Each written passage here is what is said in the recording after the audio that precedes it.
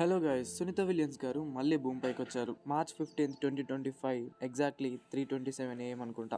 9 months 14 days space లో travel చేసిన తర్వాత ఆమె మళ్ళీ మన భూమి పైకి వచ్చారు. అండ్ దీని గురించి మా ఫ్రెండ్స్ తో మాట్లాడినప్పుడు చాలా మంది చాలా వియర్డ్ గా ఆన్సర్స్ ఇచ్చారు. సునీత విలియమ్స్ గారు ఎక్కడికో వెళ్ళారంట కదా, ఇన్ని రోజులు చందమామ పై ఉన్నారంట కదా, మళ్ళీ భూమి పైకి వచ్చారంట కదా అని. అంటే మన భూమికి సంబంధించిన ఒక పెద్ద పరిశోధన చేయడానికి వెళ్ళిన గ్రేట్ ఆస్ట్రోనాట్స్ గురించి మనలో చాలా మందికి తెలీదు. అందుకే ఈ వీడియో చేయబోతున్నా. అందరికీ అర్థమయ్యే విధంగా ఈ వీడియో ఉండబోతుంది. సునీత విలియమ్స్ గారు 9 months 14 days స్పేస్ లో ఎలా ఉన్నారు, అసలు అక్కడికి ఎందుకు వెళ్లాల్సి వచ్చింది, అండ్ ఎలా వచ్చారనేది వీడియోలో చెప్పబోతున్నా. వీడియో చాలా ఇంట్రెస్టింగ్ గా ఉండబోతుంది. వీడియోని తప్పకుండా లాస్ట్ వరకు చూడండి. ఎవరైనా కొత్తగా వచ్చిన వాళ్ళు ఉంటే ఛానల్ ని సబ్స్క్రైబ్ చేసుకోండి. ఇంకా లేట్ చేయకుండా వీడియోని అయితే స్టార్ట్ చేసేద్దాం.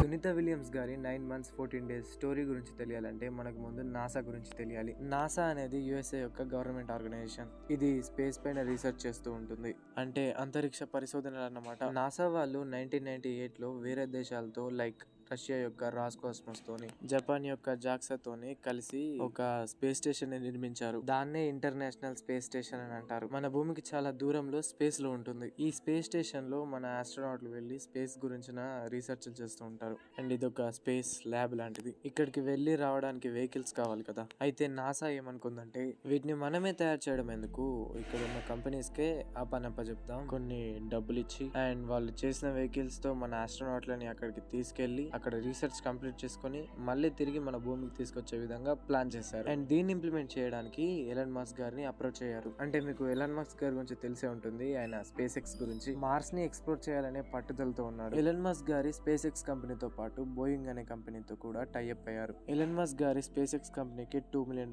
బోయింగ్ కంపెనీకి $4 million ఇచ్చి డీల్ ని కుదుర్చుకున్నారు వెహికల్స్ తయారు చేసి ఇవ్వడానికి. ఎలన్ మస్క్ గారు 2020 కల్లా తన వెహికల్ అయితే కంప్లీట్ చేసేసారు. కార్గో డ్రాగన్ క్యాప్సూల్ అంటారు దాన్ని. ఫుడ్ ని అండ్ ఆక్సిజన్ ని ట్రాన్స్పోర్ట్ చేసేది మన ఐఎస్ఎస్ కి అండ్ భూమికి. అయితే ఈ బోయింగ్ కంపెనీ వాళ్ళు మాత్రం చాలా టైం తీసుకొని 2024 వరకు తయారు చేశారు. దాని పేరే స్టార్ లైనర్. అయితే ఈ స్టార్ లైనర్ ని చాలా టైం తీసుకొని అండ్ చాలా రీవర్కులు చేసి తయారు చేశారు కాబట్టి కొంచెం డౌట్ తోనే ఎక్స్పీరియన్స్ ఉన్న ఆస్ట్రోనాట్లను పంపిద్దామని చెప్పి సునీత విలియమ్స్ ని అండ్ బుచ్ విల్మోర్ ని సెలెక్ట్ చేశారు. అయితే సునీత విలియమ్స్ గారి గురించి చాలా మందికి తెలియదు, వాళ్ళ కోసం చెప్తున్నా. ఈమె half Indian, half European and పూర్తిగా అమెరికన్. అదేలాగంటారా, ఈమె ఫాదర్ గుజరాత్ కి చెందిన వారు, మదర్ యూరోప్ కు చెందిన వారు, అండ్ ఈమె అమెరికాలో పుట్టింది అండ్ అమెరికన్ సిటిజన్. అయితే ఈమె 1998 లోనే నాసాలో జాయిన్ అయింది. వరల్డ్ లో సెకండ్ ఉమెన్ ఈమె స్పేస్ ఎక్స్ప్లోర్ చేయడానికి. చాలా రికార్డ్స్ కూడా ఉన్నాయి ఈమెకి స్పేస్ లో ఎక్కువ కాలం ఉన్నందుకు. ఇంత ఎక్స్పీరియన్స్ ఉన్న ఆస్ట్రోనాట్ తీసుకెళ్తే ప్రాబ్లం రాకుండా ఉంటుందని నాసా వాళ్ళు ఈమెను సెలెక్ట్ చేశారు. వెళ్ళేటప్పుడు వీళ్ళు అనుకుంది ఏంటంటే ఇది ఒక 8 days మిషన్, అండ్ వీళ్ళు అక్కడికి వెళ్తారు, 8 days ఐఎస్ఎస్ లో ఉంటారు అండ్ రిటర్న్ అవుతారు. అయితే ఇక్కడ ఒక చిన్న ప్రాబ్లం వచ్చింది.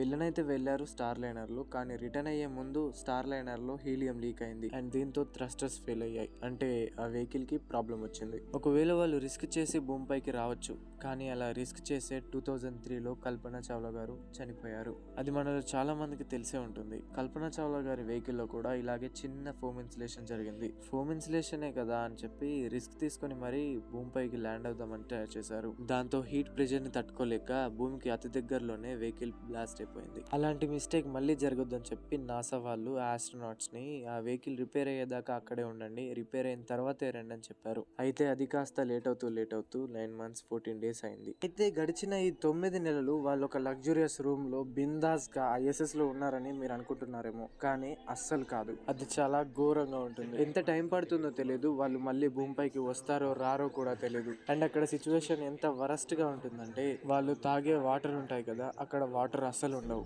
వాళ్ళ యూరిన్ నే మళ్ళీ ఫిల్టర్ చేసి వాటర్ లాగా మార్చే మెకానిజం ఉంటుంది.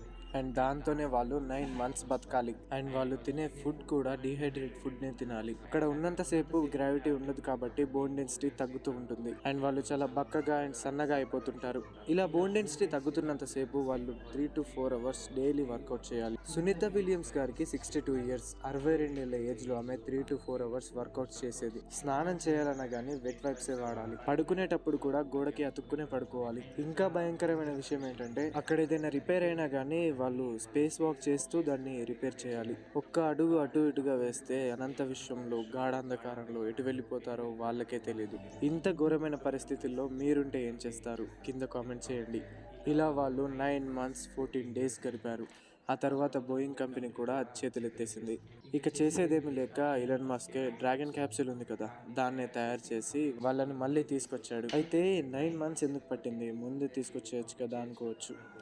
కానీ ఒక వెహికల్ మన భూమి నుండి ఐఎస్ఎస్కి వెళ్ళాలంటే 9 మంత్స్ ప్రాసెస్ అవుతుంది. దాన్ని చెక్ చేయాలి అండ్ అన్ని కరెక్ట్గా ఉన్నాయా లేదా అని 10 సార్లు చూసుకోవాలి. సో అలా ఈ ఆస్ట్రోనాట్లు మళ్ళీ భూమిపైకి వచ్చారు. మనలో చాలా మందికి గొప్ప జర్నీ గురించి తెలియదు. వాళ్ళందరికీ తెలిసేలా ఈ వీడియోని షేర్ చేయండి. సునీత విలియమ్స్ గారి స్టోరీ నచ్చినట్టయితే ఈ వీడియోని తప్పకుండా లైక్ చేయండి అండ్ ఇలాంటి ఇన్ఫర్మేటివ్ వీడియోస్ కోసం మన ఛానల్ని సబ్స్క్రైబ్ చేసుకోండి.